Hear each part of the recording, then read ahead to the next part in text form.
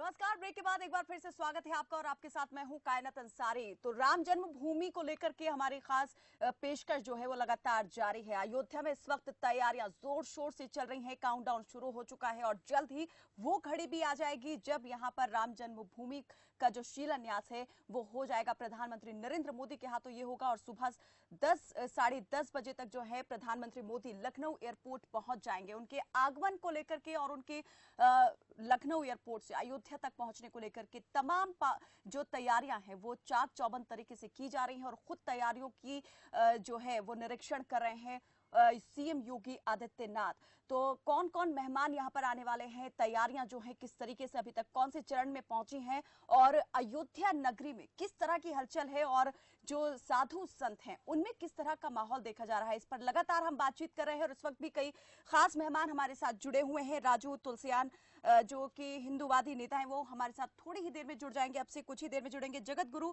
राम दिनेश आचार्य हमारे साथ जुड़ेंगे और संवाददाता मोहम्मद तनवीर इस वक्त हमारे साथ जुड़ेंगे थोड़ी ही देर में। लेकिन इस वक्त हमारे साथ हमारे सहयोगी उमानाथ तिवारी जुड़े हुए हैं। उमानाथ, सबसे पहले मैं ये जानना चाहूंगी कि जो आमंत्रित सदस्य हैं उनमें कौन कौन जो है अभी तक अयोध्या पहुंच चुके हैं और जो उनके आगमन की तैयारियां हैं वो किस तरीके से देख रहे हैं? लोगों का पहुंचना शुरू हो गया है या अभी जो है वक्त बाकी है उनके पहुंचने में? ये देखिए, जो यहाँ पर मेहमानों की लिस्ट बनाई गई है उनका आगमन शुरू हो गया है। अभी यहाँ कुछ बाबा रामदेव पहुंच चुके हैं और आरएसएस प्रमुख मोहन भागवत के अभी पहुंचने की सूचना है। उनके साथ उमा भारती भी जो है वो अयोध्या पहुंच रही हैं। तो देर रात तक जो है जो मेहमान हैं 180 मेहमान जो बुलाए गए हैं वो देर रात तक यहाँ पहुंच जाएंगे। जो बचेंगे वो सुबह तक सबके पहुंच जाने की उम्मीद है। सुबह से जो है अयोध्या की सीमा सील कर दी जाएगी, तो जो गेस्ट हैं वो सुबह तक यहाँ पर अयोध्या में पहुंच जाएंगे। उमानाथ, जैसे आपने बताया कि उमा भारती पहुंच चुकी हैं, हालांकि पहले ये खबर आ रही थी उनकी तरफ से ये कहा गया था कि वो कोरोना की वजह से उन स्थानों से अपनी दूरी बनाए रखना चाहती हैं जहां पर जो है प्रधानमंत्री मोदी खुद पहुंच करके शिलान्यास करने वाले हैं, क्योंकि वो नहीं चाहती हैं कि वो जैसे भोपाल से पहुंचेंगी दिल्ली तो संक्रमित कोई भी व्यक्ति उनके संपर्क में आ सकता है और वो नहीं चाहती है कि वो संपर्क जो है उन स्थानों तक पहुंच जाए जहां पर खुद प्रधानमंत्री और अति विशेष जो लोग हैं वो पहुंचने वाले हैं। तो क्या जो उमा भारती हैं वो वहां अयोध्या भी भूमि पूजन में शामिल होंगी या फिर वो स्थिति जो उनकी उपस्थिति है वो दूर से ही बनी रहेगी? जी देखिए, उमा भारती को इसमें शामिल होने का, भूमि पूजन शामिल होने का न्योता नहीं दिया गया है। उमा भारती का ये व्यक्तिगत कार्यक्रम है, वो अयोध्या पहुंच रही है। वो भूमि पूजन स्थल पर न जाकर यहाँ पर रामपैड़ी पर रहेंगी और रामपैड़ी में जो सरयू जी की आरती है वो विशेष आरती में यहाँ पर प्रतिभाग करेंगी और जो अन्य सांस्कृतिक कार्यक्रम यहाँ पर है वो यहाँ पर उसमें शिरकत करेंगी। राम मंदिर के भूमि पूजन कार्यक्रम में न तो उनको न्योता मिला है, न ही वहाँ उनके जाने का कोई कार्यक्रम है। जी, जो मुहूर्त है शिलान्यास का, थोड़ा उसके बारे में अगर आप बता सकें हमें कि कितनी देर का निकला है, कब शुरू होगा और इसको लेकर के क्या तैयारी जो है वो हो चुकी है? उमानाथ, उमानाथ मेरी आवाज मिल पा रही है आपको? जी, जी। उमानाथ, मैं ये जानना चाह रही हूँ कि ये भी खबर आ रही थी कि जो शुभ मुहूर्त है वो बेहद कुछ ही सेकंड्स का निकला है, करीब 32 सेकंड का ये शुभ मुहूर्त निकला है। 12:40 से जो शुभ मुहूर्त शुरू होगा 44 सेकंड तक रहेगा, 12:40 और 44 सेकंड। तो प्रधानमंत्री जो है कब पहुंच जाएंगे लखनऊ और लखनऊ से किस तरह से वो अयोध्या पहुंचेंगे? जी, प्रधानमंत्री 11 बजे लखनऊ पहुंचेंगे और वहां से हेलीकॉप्टर द्वारा वो यहाँ अयोध्या आएंगे। 11:30 बजे उनका जो हेलीकॉप्टर है वो यहाँ साकेत महाविद्यालय में जो हेलीपैड बनाया गया वहां लैंड करेगा। वहां से निकलकर वो सीधे हनुमानगढ़ी जाएंगे। हनुमानगढ़ी स्थल पर वो 10 मिनट का पूजन अर्चन करेंगे, भगवान बजरंगबली के दर्शन करेंगे। उसके बाद वो वहां से निकल के सीधे भूमि पूजन स्थल पर जाएंगे। 12 बजे प्रधानमंत्री भूमि पूजन स्थल पर पहुंच जाएंगे और वहां का जो शुभ मुहूर्त है 12:40 उस पर वो जो है भूमि पूजन का कार्यक्रम अपना संपन्न कराएंगे। इसके बाद जो है उनका एक घंटे का कार्यक्रम है जो लोगों को संबोधित करने का है, वो लोगों से फिर बात करेंगे वहां पे। जी, जो भूमि पूजन है इसके वक्त को लेकर के भी कई यहाँ पर विवादित बयान भी सामने आए थे, आपत्ति जताई गई थी, खासतौर पे कांग्रेस के नेता जो दिग्विजय सिंह है उनकी तरफ से कहा गया था मुहूर्त शुभ नहीं है। और मैं एक बार फिर से आग्रह करूंगा प्रधानमंत्री मोदी से कि जो भूमि पूजन का वक्त है उसको स्थगित कर दिया जाए और आगे का वक्त जो है वो इसके लिए निकाला जाए। क्या इसके बाद फिर कोई और प्रतिक्रियाएं सामने आई हैं और इन बातों को लेकर के, शुभ मुहूर्त को लेकर के जो साधु संत हैं वो क्या कह रहे हैं? देखिए, जो शुभ मुहूर्त की बात है, जो कांग्रेस मुहूर्त को लेकर सवाल उठा रही है, तो वो यहाँ के साधु संत पूरी तरह से नकार चुके हैं, क्योंकि यहाँ के लोगों का कहना, साधु संतों का कहना है कि भगवान का कार्यक्रम है और भगवान के कार्यक्रम में कोई मुहूर्त नहीं होता। फिलहाल इसकी जो आलोचना की जा रही थी मुहूर्त को लेकर, इसकी काट संतों ने निकाली है और जो भूमि पूजन का कार्यक्रम है वो श्रावण पूर्णिमा यानी कल सोमवार से सुबह 8 बजे से ही शुरू हो चुका है। तो ये 48 घंटे का अनुष्ठान है, भूमि पूजन का कार्यक्रम शुरू हो चुका है। ऐसे में मुहूर्त का बहुत ज्यादा वहां पे वो नहीं है, क्योंकि पूर्णिमा के दिन से ही इसकी शुरुआत हो चुकी है और प्रधानमंत्री उस पूरे 48 घंटे के अनुष्ठान का समापन करेंगे 12:40 पर। तो जो मुहूर्त वाली बात थी वो अब पूरी तरह से अयोध्यावासी निकाल चुके हैं। अयोध्या के संतों का कहना है कि भगवान के कार्यक्रम में भगवान का ही सब बनाया हुआ है, इसलिए मुहूर्त उसमें जो कोई मायने नहीं रखता। ऐसी जो बात करते हैं, जो राम मंदिर के निर्माण में जो लोग बाधा पहुंचाना चाहते हैं, वो मुहूर्त की बात उठाकर इसमें एक बार फिर से विघ्न डालना चाहते हैं। जी चलिए, बहुत शुक्रिया उमानाथ जी इस तमाम जानकारी के लिए। और इस वक्त हमारे सहयोगी तनवीर भी हमारे साथ जुड़ चुके हैं, मोहम्मद तनवीर। तनवीर, जरा मुझे बताएं कि इस वक्त आप कहां पर मौजूद हैं, हलचल, तैयारियां, उत्साह कैसा दिख रहे हैं? जी, मैं अयोध्या के सरजू तट पे खड़ा हूँ और अगर बात किया जाए तैयारी की बात किया जाए, अयोध्या में तैयारी लगभग पूर्ण हो चुकी है। जिस तरीके से सीएम योगी जो कल का दौरा था, उसके बाद जो है 5 तारीख को खुद प्रधानमंत्री नरेंद्र मोदी जो आ रहे हैं भूमि पूजन की तैयारी करने और उसके पूजन करने के लिए, उसके मद्देनजर देखा जाए तो अयोध्या की सुरक्षा और जितनी भी तैयारियां थी वो पूर्ण हो चुकी है। अब मत इंतजार ये है कि कब प्रधानमंत्री नरेंद्र मोदी आते हैं और भूमि पूजन करते हैं। चाहे यहाँ स्थानीय नागरिक की बात किया जाए, साधु संत की बात किया जाए, सभी बेसब्री से इंतजार कर रहे हैं, वो पल का गवाह बनना चाह रहे हैं जिस तरीके से प्रधानमंत्री नरेंद्र मोदी जो है 5 अगस्त को जो है भूमि पूजन करेंगे। जी जरा जल्दी संध्या मैम को बोलना मेरे बैग से न्यूज़पेपर निकाल के दे दें, मेकअप रूम में रखा हुआ है मेरा बैग। संध्या मैम को बोलना मेरे। तनवीर, मैं आपसे ये जानना चाहूंगी कि बड़े स्तर पर तैयारियां की गई हैं, पूरा अयोध्या जो है भगवा रंग में रंगा हुआ दिखाई दे रहा है, मंदिरों पर और लोगों के घरों पर जो है ध्वज लहराते हुए भी दिखाई दे रहे हैं। तो जरा बताएं कि ये नजारा कैसा, मनोरम दृश्य किस तरह का दिख रहा है? और 3 दिन पहले ही जो अनुष्ठान है वो शुरू हो चुके हैं, तो ये धार्मिक अनुष्ठान जो शुरू है ये कहाँ पर आप होते हुआ देख रहे हैं? जहाँ जिस तरह के धार्मिक स्थान की बात की जा रही है, जहाँ राम जन्मभूमि परिसर है, वहाँ जहाँ भूमि पूजन करना है, वहाँ से स्थान शुरू हो चुका है। और सबसे सिद्ध मंदिर जो है यहाँ हनुमानगढ़ी पीठ है, वहाँ भी पूजन अर्चन कर रहे हैं और जितने तमाम मंदिर हैं वहाँ भी जो है पूजा अर्चन की जा रही है। देव शाम के टाइम जो है जैसे अंधेरा शुरू हो जाएगा, देव दीपावली के रूप में अयोध्या पूरी जगमगाने लगेगी। अगर स्थानीय नागरिक की बात किया जाए, जिसलिए कोरोना काल चल रहा है, डिस्टेंसिंग का पालन करना है, उन सब लोगों से अपील की गई है वो अपने घरों में रह के भगवान राम का राम जाप करें और दीप महोत्सव का कार्यक्रम अपने घरों में दीप जरूर जलावें। जी हाँ, अगर बात किया जाए सुरक्षा की बात किया जाए, सुरक्षा के माकूल इंतजाम किए गए, चप्पे चप्पे पे पुलिस बल तैनात किए गए हैं।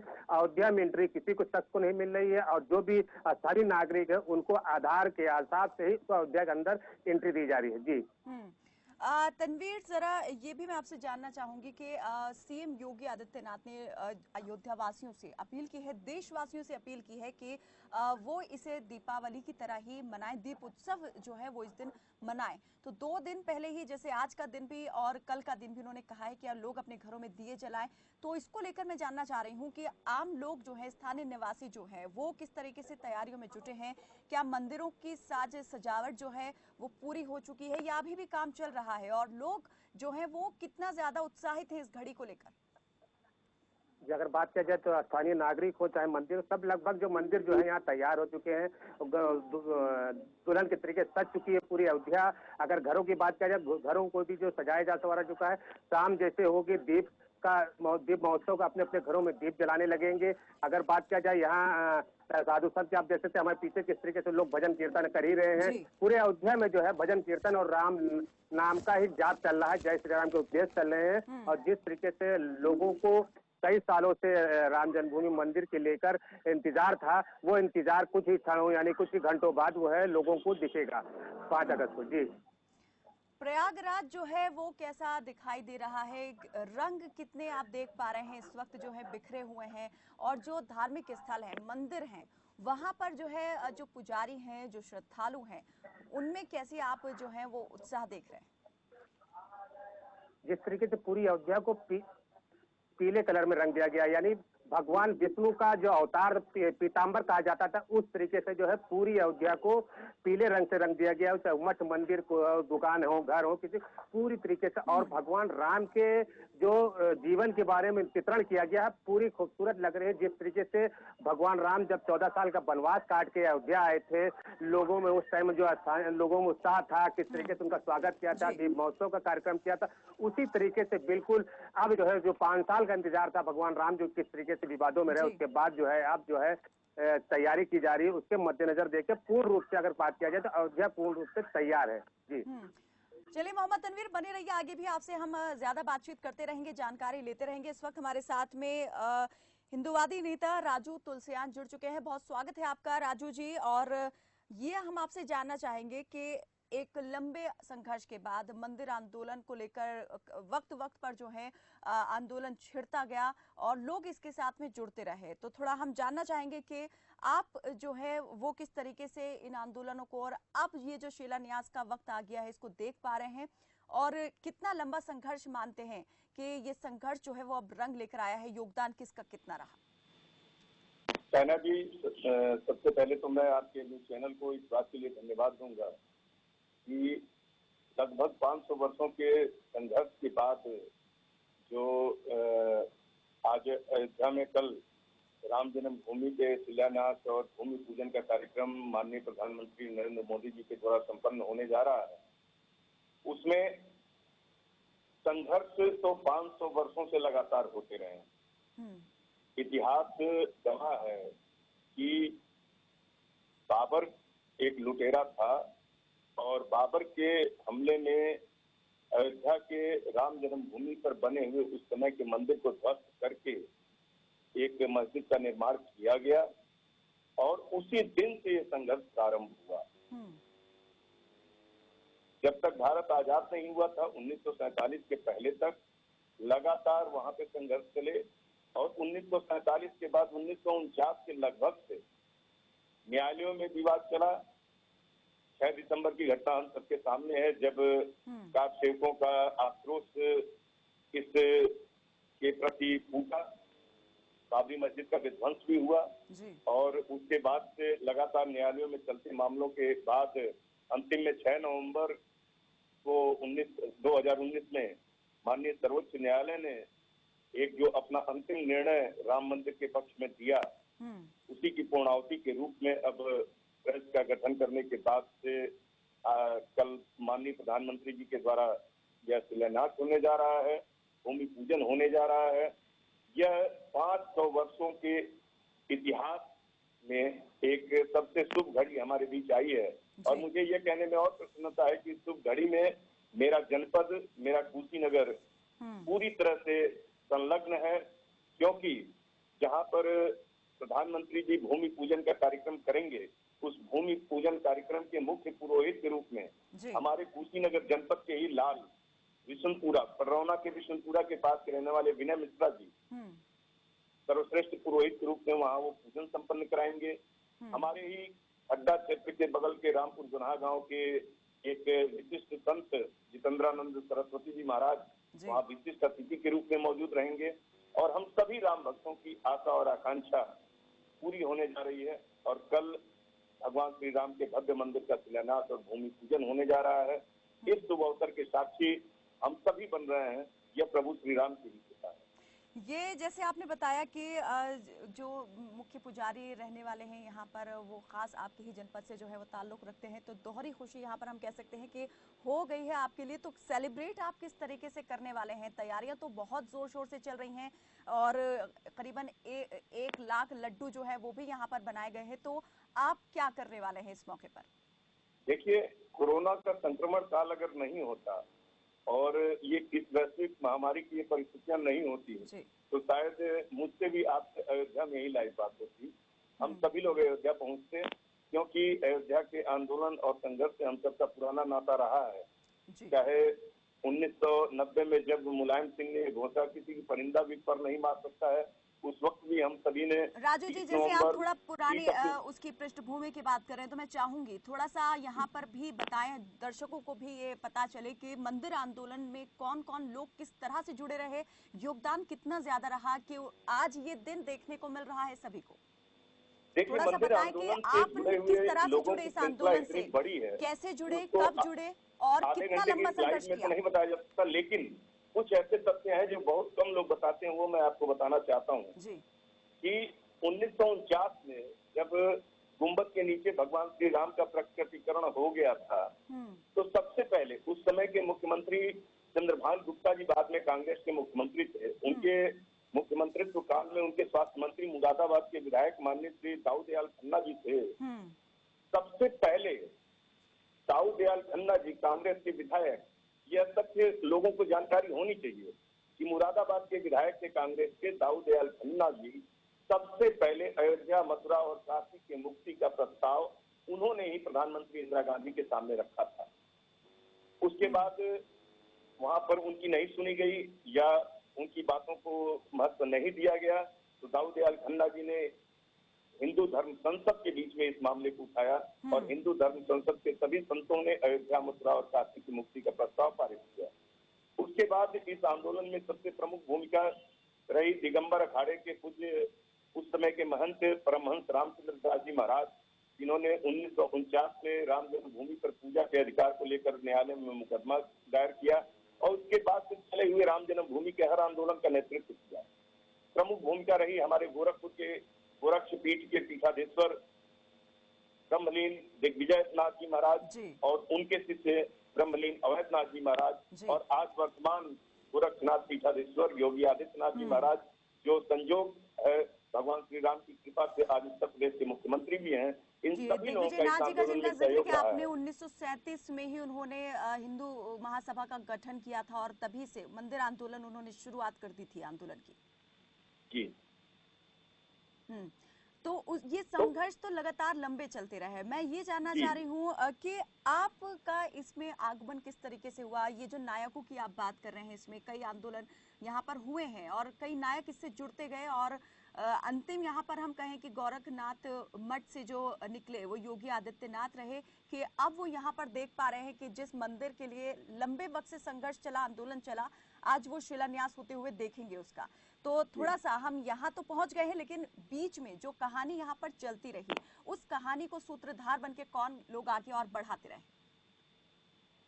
उस कहानी का सूत्रधार समय समय पे अलग अलग लोगों ने नेतृत्व किया। विश्व हिंदू परिषद के उस समय के कार्यकारी महामंत्री अशोक सिंघल जी ने अपनी प्रखर भूमिका निभाई। शुरू से अंत तक वो लगे रहे, अपने जीवन के हर क्षण को उन्होंने भगवान श्री राम के लिए समर्पित किया। और गोरखनाथ पीठ के अवैधनाथ जी महाराज, दिग्विजयनाथ जी महाराज, दिगंबर अखाड़े के महंत पूज्य रामचंद्र परमहंस दास जी महाराज और भारतीय जनता पार्टी के लाल कृष्ण आडवाणी जी, उमा भारती जी, साध्वी रीतम्बरा जी, तमामों संत महंत से लेकर इस देश के लाखों करोड़ों हिंदू जनमानस जिनकी प्रभु श्री राम में आस्था रही, उन सभी लोगों ने अपने अपने स्तर से सहयोग किया और अपने अपने स्तर से सभी उस आंदोलन के सहभागी बने। और उस समय में आपसे बताऊं कायना जी की 1989 से लेकर के और 1992 तक जो स्थिति थी राम जन्मभूमि के आंदोलन की, उसमें मुझे नहीं लगता है कि उसमें कोई एक चेहरे को कहा जा सकता है। पूरा देश का बच्चा बच्चा, उस समय एक नारा का बच्चा बच्चा राम का जन्मभूमि के काम का, तो इस देश का बच्चा बच्चा उस आंदोलन में शामिल था। इस देश का प्रत्येक हिंदू जन जो प्रभु श्री राम में आस्था था वो सभी शामिल थे। और राजू जी, क्या आप भी उसी वक्त से जुड़ गए थे जब ये आंदोलन जोर पकड़ रहा था? जी बिल्कुल, हम सभी 1989 में गोरखपुर के पूज्य महंत अवैधनाथ जी महाराज के सानिध्य में, चूंकि वो राम जन्मभूमि मुक्ति आंदोलन के अध्यक्ष थे, हमारा परिवार उनसे व्यक्तिगत रूप से पारिवारिक रूप से जुड़ा हुआ था। गोरक्षनाथ पीठ से हमारे पूर्वज जुड़े हुए थे। तो 1989 में परम पूज्य अवैधनाथ जी महाराज के आदेश पर हम सभी राम जन्मभूमि आंदोलन में सक्रिय रूप से जुड़े। जब 1990 में कार सेवा की घोषणा हुई और मुलायम सिंह ने वहां पर गोली चलवाई, उस वक्त भी कार सेवा में हम सभी मौजूद थे। 30 अक्टूबर 1990, 2 नवंबर 1990 को अयोध्या में जो मुलायम सिंह की गोलियों से राम भक्त शहीद हुए उस समय भी हम लोग अयोध्या की कार सेवा मौजूद थे। उसके बाद 6 दिसंबर 1992 को जब बाबरी मस्जिद का विध्वंस हुआ, उस कार सेवा में भी हम सभी मौजूद थे। और उसके बाद भी कई अवसर ऐसे आए, विश्व शांति कलश यात्रा के माध्यम से परम पूज्य योगी आदित्यनाथ जी महाराज के अयोध्या में हनुमानगढ़ी चौराहे पर जो कार्यक्रम आयोजित किया गया, उसका सूत्रधार मैं ही था। अन्य कई कार्यक्रमों में अयोध्या में हम लोग रहे। परम पूज्य परमहंस रामचंद्र दास जी महाराज के हर कार्यक्रम में लगभग हम लोग शामिल हुए। और उसके बाद से धीरे धीरे अयोध्या ये संघर्ष लगातार आपने इसको जारी रखा। बिल्कुल राजू जी, इस पर हम आगे भी आपसे बातचीत जारी रखेंगे कि ये जो संघर्ष है इसको और ज्यादा गति देने में कितना ज्यादा आपने बल जो है वो इस्तेमाल किया, और जो एक कह सकते हैं कि जो निश्चय आपने कर लिया था उसे कैसे आपने पकड़े रखा, क्योंकि कई उतार चढ़ाव यहाँ पर देखे हैं मंदिर आंदोलन ने। कई बार यहाँ पर देखा गया कि प्रशासन भी सख्त हुआ, सरकारें भी सख्त हुई, लेकिन उसके बावजूद उत्साह कम नहीं हुआ। कायना जी, मैं ही नहीं, मेरे जैसे लाखों करोड़ों कार्यकर्ता जो भगवान श्री राम के प्रति अपना जीवन समर्पित करके उनके मंदिर के निर्माण को संकल्प को लेकर आंदोलन कर रहे थे, वो कोठारी बंधु, उनका क्या स्वार्थ था? जिन्होंने राम जन्मभूमि पर मंदिर निर्माण के लिए अपने प्राण न्यौछावर कर दिए, वो हजारों नौजवान जो पूरे देश में जगह जगह गोलियां खाते हुए प्रशासन के दमन और राजू जी, ऐसे कई अज्ञात लोग होंगे जो अपना बलिदान जिन्होंने दे दिया, लेकिन हम उनके बारे में जरूर आपसे जानेंगे कि कौन कौन वो लोग रहे जिन्हें आज भले ही लोग ना जानते हो, लेकिन उनका बलिदान जो है वो बहुत ज्यादा महत्वपूर्ण रहा है। और आज कह सकते हैं कि वही उनके बलिदान का नतीजा है कि आज ये दिन जो है वो भी देखने वाले हैं देशवासी। इस वक्त हमारे साथ जगत गुरु राम दिनेश आचार्य भी जुड़ चुके हैं। बहुत स्वागत है आपका जगत गुरु जी राम दिनेश आचार्य। और आपसे हम राम मंदिर को लेकर के ही बात करेंगे कि कैसा लग रहा है, राम जन्मभूमि का शिलान्यास होने वाला है, कुछ ही वक्त अब बाकी है, और किस तरीके से आज कल के दिन को आप देख रहे हैं? देखिए, बहुत ही सुखद दिवस है ये हम लोगों के लिए, और पूरी अयोध्या इस बात के लिए बहुत दिन से प्रतीक्षा करती आ रही है। मुझे लगता है कि ये अवसर आ गया है कि अब वो दिव्य और भव्य राम मंदिर बनता हुआ प्रत्येक राम भक्त देखे, जहाँ भी उपस्थित हो, जिस अवस्था में उपस्थित हो, वो उस दृश्य को देखता रहे। मुझे लगता है कि ये सबसे सुखद है, और ये इसके लिए बहुत लंबा संघर्ष भी हुआ है, बहुत लोगों ने संघर्ष किया है, और आज मुझे लगता है कि 500 वर्ष की वो तपस्या सफल हो रही है। और कल जब नरेंद्र मोदी जी, प्रधानमंत्री जी हमारी भूमि पूजन सबसे पहले प्रारंभ करेंगे, तो निश्चित रूप से ये गौरव का पल होगा, ये आनंद और उत्साह और उमंग का पल होगा। और जैसे कि आप बराबर दिखा रहे हैं, अयोध्या पूरी तरह दुल्हन की तरह सज चुकी है। नव्य और भव्य और दिव्य अयोध्या के रूप में मानव प्रकृति से लेकर के और मनुष्य तक प्रत्येक आदमी आनंदित और हर्षित है, और मानो भगवान के आने की सब प्रतीक्षा कर रहे हैं कि भगवान श्री राम आ रहे हैं। चारों तरफ मंगल गान हो रहे हैं, चारों तरफ आनंद ही आनंद हो रहा है। तो मुझे लगता है कि बहुत दिवस बाद ऐसे अवसर आते हैं, जैसा अवसर अभी आ रहा है। बिल्कुल, जैसा राम दिनेश आचार्य जी जैसे आपने कहा, बहुत दिवस बाद, लेकिन यहाँ पर कह सकते हैं कि बहुत सदियों बाद ये वक्त जो है वो आ रहा है। आंदोलन तो काफी वक्त से चल ही रहा था राम मंदिर के लिए, लेकिन हम ये जानना चाहेंगे कि आप जो है कब इससे कैसे जुड़े, और इस आंदोलन में क्या योगदान जो है आपकी तरफ से रहा?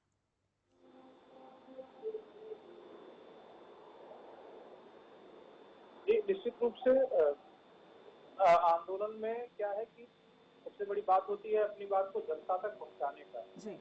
जनता तक जब आप कोई बात पहुंचाते हैं तो निश्चित रूप से फिर जनता की तरफ से एक माहौल बन करके तैयार होता है कि निश्चित रूप से अब राम मंदिर बनना चाहिए। फिर सरकारें उसके लिए जिम्मेदारी लेती हैं, फिर कोर्ट उसके लिए जिम्मेदार होता है। सब लोग जिम्मेदारी जब लेते हैं जब किसी भावना से, और बहुत सारा समुदाय एक साथ इकट्ठा हो जाता है। मुझे लगता है कि बहुत लंबा संघर्ष हमारे पूर्वजों ने किया, गुरुओं ने, संतों ने सब मिलकर किया है।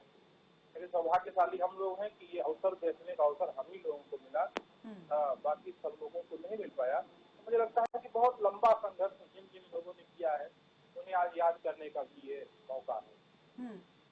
कई मठों की, साधु संतों की भी महत्वपूर्ण भूमिका रही है, तो हम कई के बारे में तो बातचीत कर ही रहे हैं, लेकिन आपसे भी जानना चाहेंगे कि आप इन्हें ऐसे देखते हैं कि बहुत सामने रह करके उन्होंने ये संघर्ष किया, और उनका एक बहुत महत्वपूर्ण योगदान रहा है। नहीं होते तो शायद आज जो यहाँ पर देख पा रहे हैं हम चीजें, जो दृश्य दिख रहा है वो बिल्कुल अलग होता।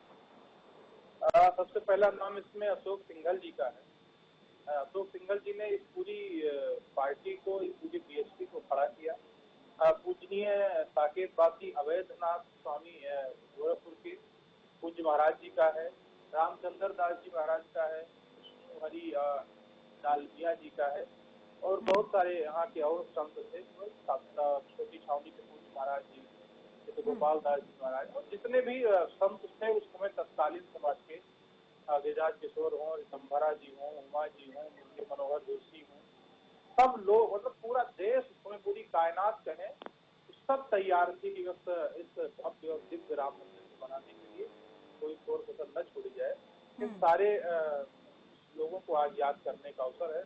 इन्हीं के परिश्रम का परिणाम है कि आज हम लोग कल अपने आंखों से, चूंकि मैं उपस्थित रहूंगा कल वहाँ मोदी जी के साथ, मेरा आमंत्रण है, तो मुझे सौभाग्य है और मैं सौभाग्यशाली मान रहा हूँ कि उस दृश्य को देखने के लिए मैं वहाँ उपस्थित रहूंगा, जो 500 वर्ष लंबे संघर्ष के बाद देखने को प्राप्त हुआ। राम दिनेशाचार्य जी, जैसे आपने बताया कि आप जो है इस वक्त मौजूद वहां रहने वाले हैं, तो थोड़ा सा हम जानना चाहेंगे कि तैयारियां जो हैं अंदर की, जो कुछ भी हुई है मंदिर परिसर के अंदर और जहां पर नींव रखी जानी है, तो उसको लेकर हमें थोड़ा सा बताएं। दर्शकों को भी बहुत ज्यादा ये जानने की बहुत जिज्ञासा है, बहुत उत्साहित है लोग भी कि क्या होने वाला है, कैसे होगा, कब होगा और किस तरीके से सब चीजें आगे बढ़ रही है।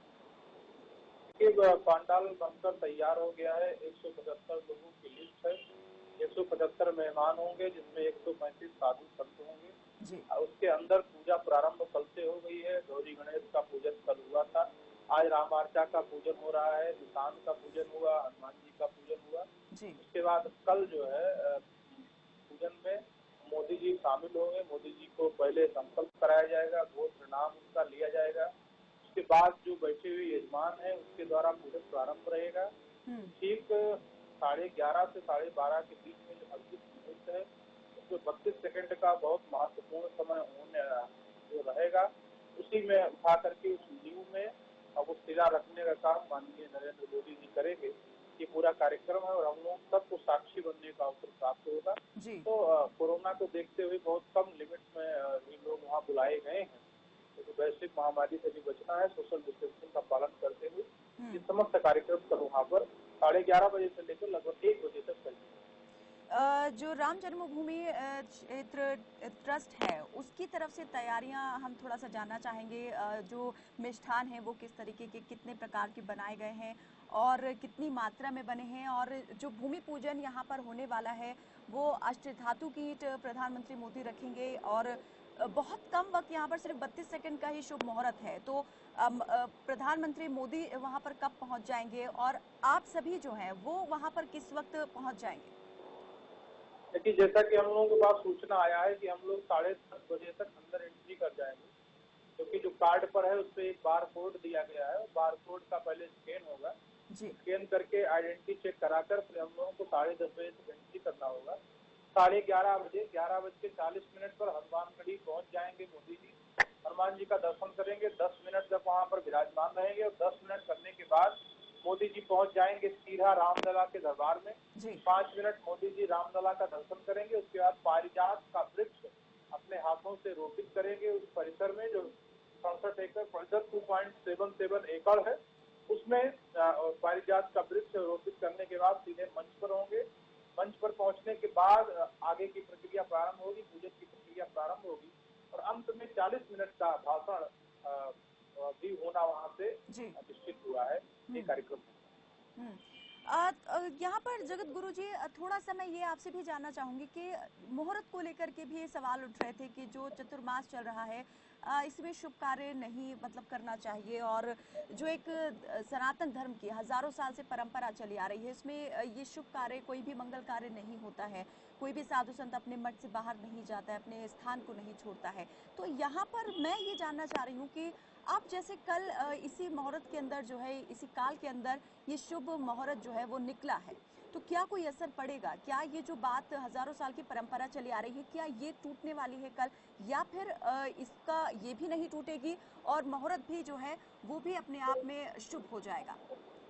देखिए, ये तो केवल विवाद की बात है और इतना लंबा विवाद चला, अब इसमें मुझे लगता है विवाद की आवश्यकता नहीं है।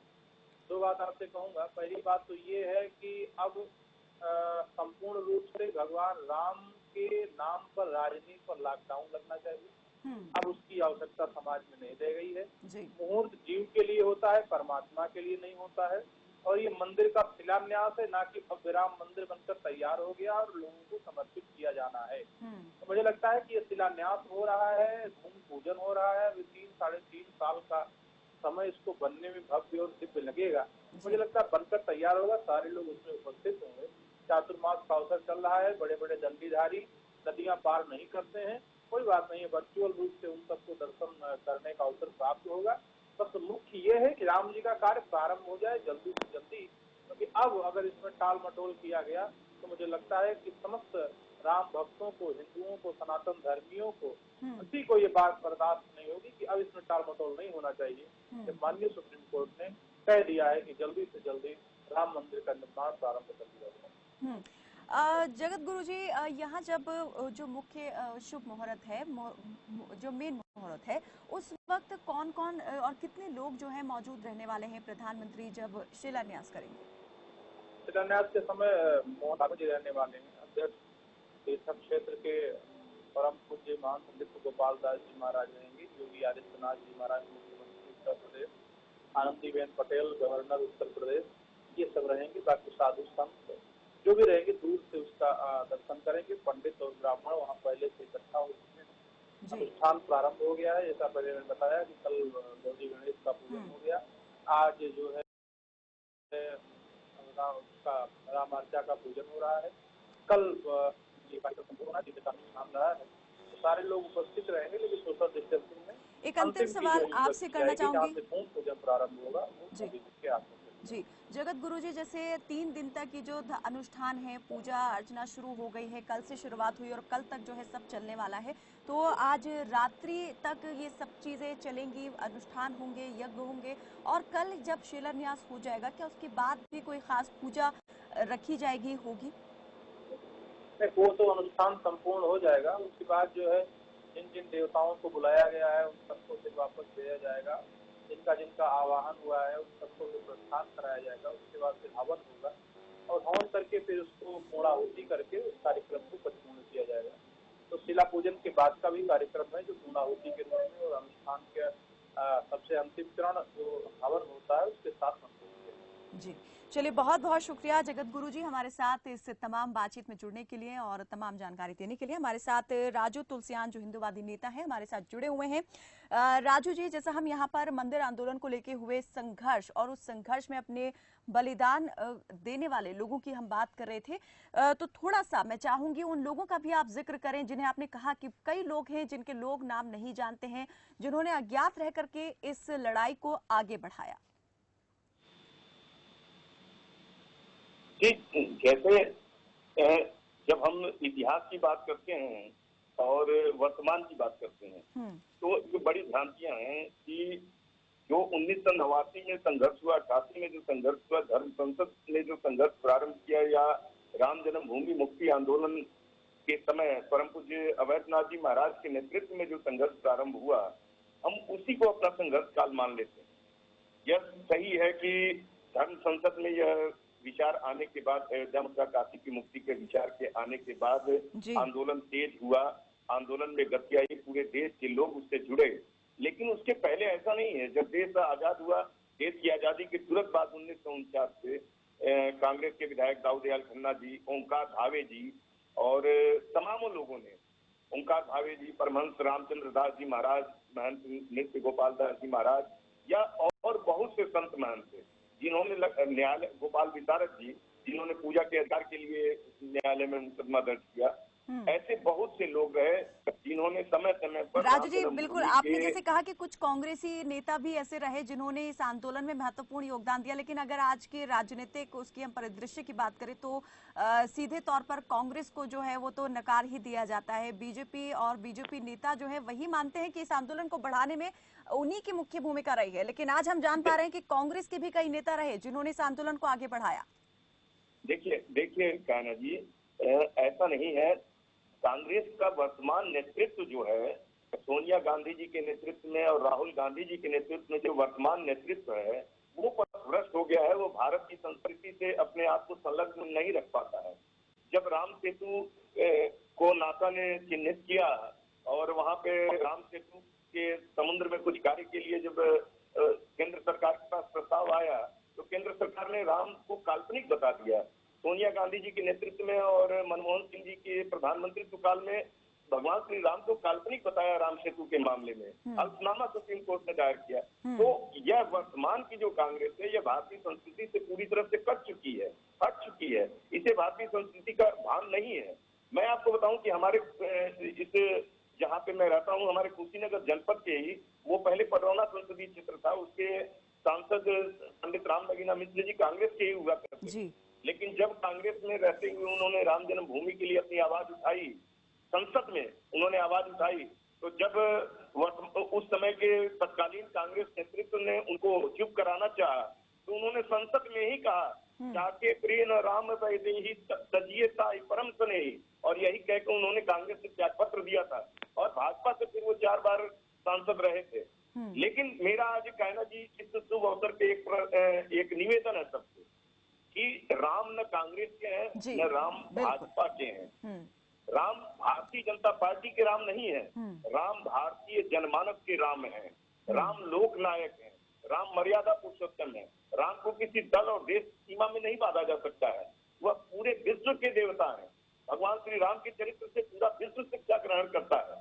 आज भी भारत की संस्कृति में भगवान श्री राम इस तरह से रमे हैं कि जन्म से लेकर और मृत्यु तक भगवान श्री राम हर जगह उपलब्ध है, हर जगह स्मृत है, हर जगह उनका स्मरण किया जाता है। यहाँ तक कि अंतिम यात्रा के समय में भी राम नाम सत्य है का ही प्रयोग होता है। तो भगवान श्री राम किसी एक दल की सीमा में नहीं है, किसी एक संगठन की सीमा में नहीं है, किसी एक व्यक्ति की सीमा में नहीं है।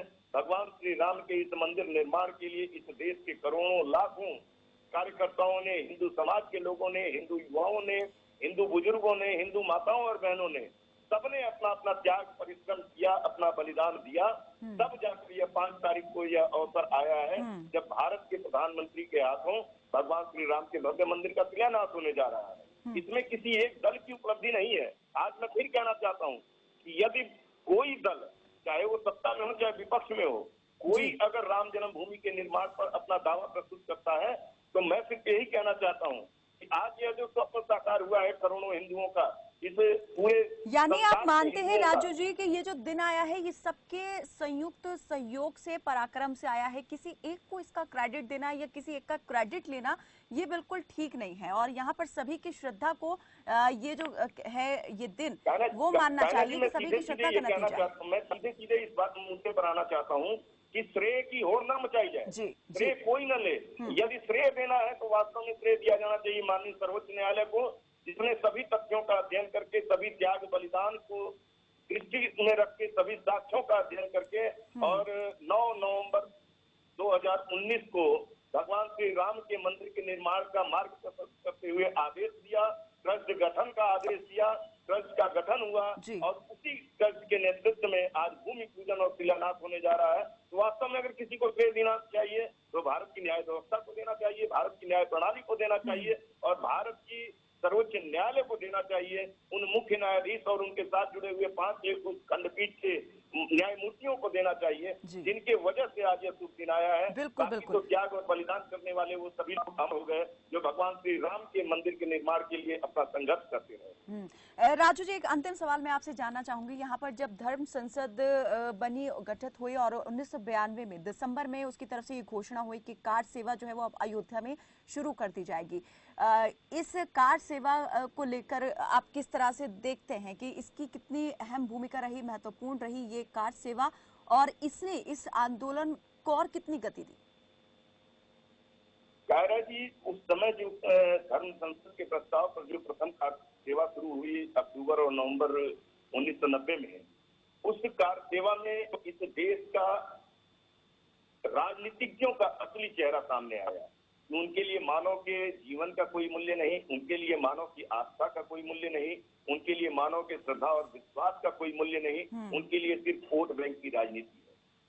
उस वक्त केवल मुस्लिम तुष्टीकरण की राजनीति का संरक्षण करते हुए मुलायम सिंह यादव ने वहां पे जिस प्रकार का कुकृत्य किया, ठीक है, और जिस तरह से वहां पर गोली चलाने का आदेश देते हुए राम भक्तों का दमन और उत्पीड़न किया, उससे इस देश की वोट बैंक की राजनीति का चेहरा उजागर हुआ। बिल्कुल, यहाँ वोट बैंक की राजनीति का उजागर हुआ चेहरा, लेकिन यहाँ पर जो श्रद्धालु थे, राम भक्तों की आस्था थी, वो नहीं टूटी और वो और अधिक हो गई, अटूट हो गई। और आज ये उसी की बदौलत है कि ये नतीजा, बिल्कुल, वोट बैंक की राजनीति और मुस्लिम तुष्टीकरण की राजनीति के चलते राम भक्तों पर जो दमन और उत्पीड़न हुआ, उस दमन और उत्पीड़न ने पूरे विश्व के हिंदुओं को आहत किया और पूरे विश्व का हिंदू समाज एकजुट होकर भगवान श्री राम के मंदिर निर्माण के लिए प्राण प्रण से इकट्ठा हुआ। जो चोट यहाँ पर कमजोर करने के लिए की गई थी राम मंदिर को, उसने उसे और ज्यादा मजबूत कर दिया। बहुत शुक्रिया राजू जी हमारे साथ इस तमाम बातचीत में जुड़ने के लिए। और इस वक्त हमारे साथ महंत नारायण गिरी जुड़े हुए हैं गाजियाबाद से, और सुब्रत पाठक जो कन्नौज से सांसद हैं, आप भी हमारे साथ जुड़े हुए हैं।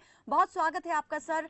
और सबसे पहले तो हम यही जानना चाहेंगे कि कैसे देख रहे हैं जो ये शुभ घड़ी आ रही है, इसमें जो शिलान्यास होने वाला है इसको, और क्या संदेश देना चाहेंगे इस मौके पर?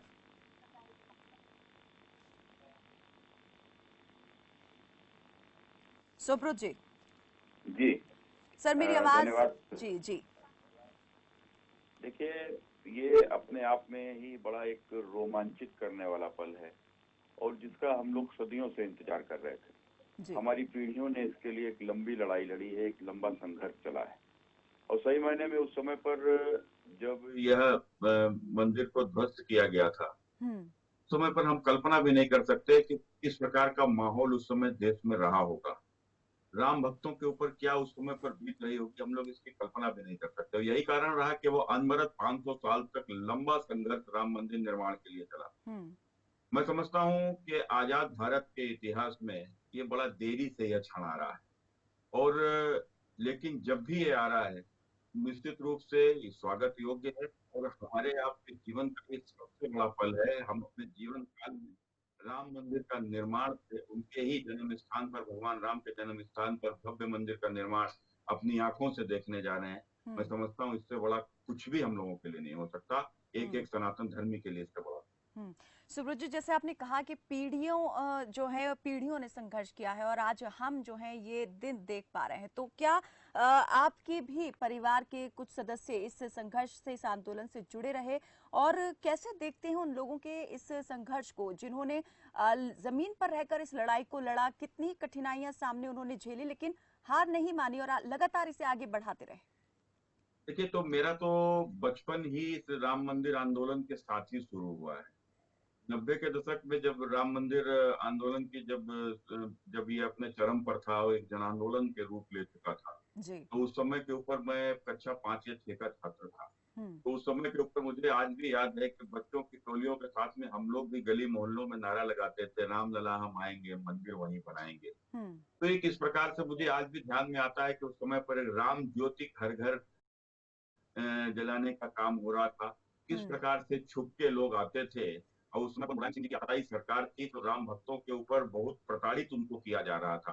तो ऐसे समय पर छुप छुप के एक एक घर में दीपक जलाया गया था, और वो कई कई दिनों तो महीनों दीपक जले थे। मुझे अपने घर में आज भी याद है, करीब करीब 1 महीने लगातार वो दीपक जल रहा था, और उसको बराबर हमारी दादी थी, उसको बराबर वहां घी डालती थी, वो दीपक बुझने न पावे, और पूजा की कोठरी में उसको इस प्रकार से रखा गया था कि वो दीपक बुझे ना। तो इस प्रकार से इस आंदोलन को इस प्रकार से जन आंदोलन बनाने के लिए जो हुआ, मुझे आज इसका बहुत तो ध्यान नहीं है, लेकिन उस समय के ऊपर जिस प्रकार से इस आंदोलन से जुड़े हुए जो लोग थे, जिस प्रकार मुझे याद में आता है कि बाबा जी हमारे भी इस आंदोलन से जुड़े हुए थे, तो एक दिन आया कि उनकी गिरफ्तारी भी पुलिस कर सकती है। तो रात में उनको फिर घर से जाकर वो कहीं दूर गए और उस तरीके से पुलिस कर रहे हैं। तो निश्चित रूप से प्रकार कि आंदोलन तमाम प्रकार की प्रताड़ना के बाद में आज यह दिन हम सबको देखने को मिल रहा है। बिल्कुल, जैसे आपने बताया यहाँ पर सुब्रत जी के जब आप 5वीं 6ठी कक्षा में ही पढ़ते थे तभी से आप इस आंदोलन से जुड़ गए, घर के बड़े बुजुर्ग भी इस आंदोलन से जुड़े रहे और काफी कठिन वक्त भी उन्होंने देखा।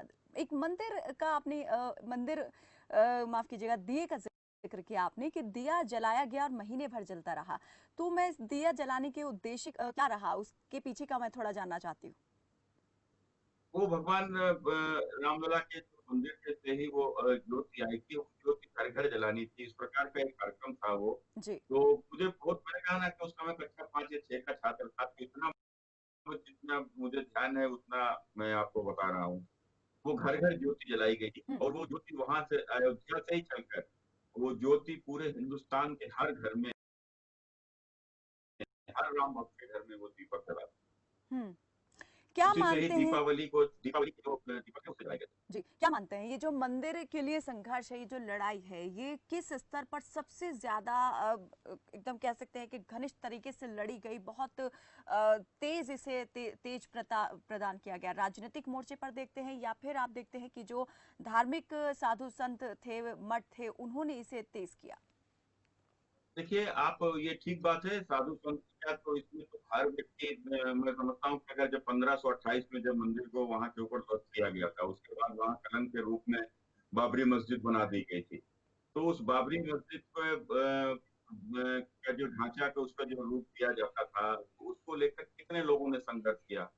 और हम्म अगर हम राम मंदिर के इतिहास को पढ़ते हैं तो 1528 के बाद में तमाम लोग आते थे और मंदिर निर्माण के लिए अपने प्राणों का बलिदान कर देते। एक कई हजार का जत्था आया, मारा गया, जी 2000 का जत्था आया, मारा गया।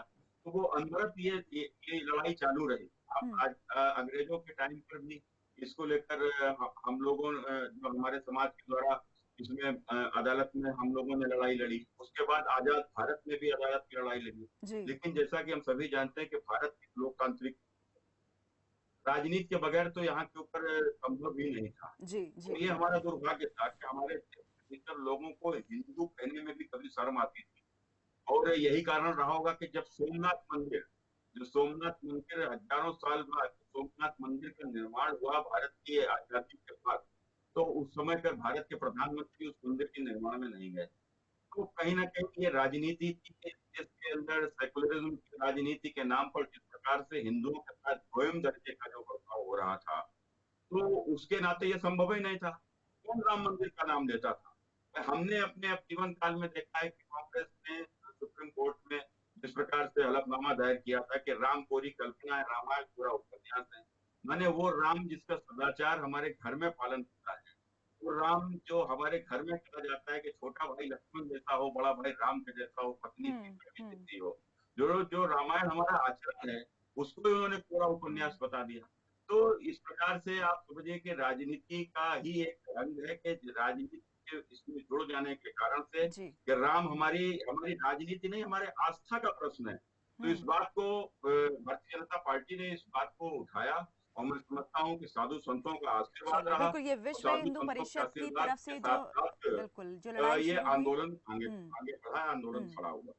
चलिए, बहुत बहुत शुक्रिया सुब्रत पाठक जी हमारे साथ इस तमाम बातचीत में जुड़ने के लिए और कुछ ऐसी बातें शेयर करने के लिए जो बहुत कम लोग यहाँ पर जानते होंगे। और महंत नारायण गिरी हमारे साथ गाजियाबाद से जुड़े हुए हैं। बहुत स्वागत है आपका महंत जी, और माफ कीजिएगा बहुत लंबा इंतजार आपको कराना पड़ा, लेकिन कई लोग जो हैं यहाँ पर मंदिर से जुड़े हुए, उनके संघर्ष में कितना योगदान रहा उसको लेकर के जो बात कर रहे हैं, तो बिल्कुल यहाँ वक्त कैसे बीत रहा है पता ही नहीं चल रहा। तो आज मैं आपसे यही जानना चाहूंगी महान जी कि अब ये जो शुभ घड़ी है जिसका कई वर्षों से, सदियों से इंतजार था, लोगों को आन पहुंची है, तो थोड़ा सा यहाँ पर हम आपसे भी जानना चाहेंगे कि इस घड़ी को देखने के लिए कितना लंबा इंतजार जो है यहाँ पर आपको भी करना पड़ा, और ये संघर्ष आप कितनी पीढ़ियों से देखते हुए आ रहे हैं? देखिए, मैं भी राम जन्मभूमि से 35 साल से जुड़ा हुआ था जी और ये एक तरह से देखिए कि 1528 में मीर बाकी जो बाबर आक्रमणकारी था मंगोलिया से, जो चंगेज खान के वंशज थे बाबर खान, वो इस देश में आया था। तो ये जो है करीब 700 साल मुगलों का राज, 200 साल अंग्रेज, 900 साल हम लोग गुलाम रहे। तो इस बीच में यहाँ पर जो है 400 करीब 92 वर्ष तक जो है निरंतर संघर्ष रहा और उसमें जो है मान लीजिए कि 3.5 लाख के आसपास में लोग खत्म हो गए, तो निरंतर संघर्ष तो हमेशा ही चलता रहा।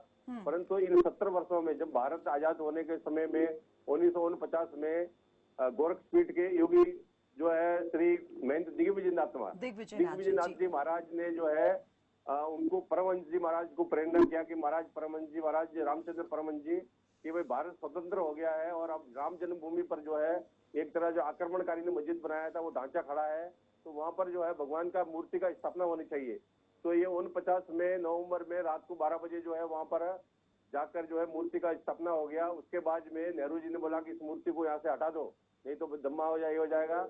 तो वहां की जनता ने, रामचंद्र परमहंस ने, जनता ने हटाने नहीं दिया। तो फिर मामला जो है अदालत में गया, हिंदू महासभा की तरफ से भी केस लड़ा गया और उस मुस्लिम पक्ष की तरफ से भी लड़ा गया। तो 17 सालों जो निरंतर उसमें मुकदमेबाजी, क्योंकि कभी भी कोई अदालत में मामला जाता है तो जनता लेके जाती है।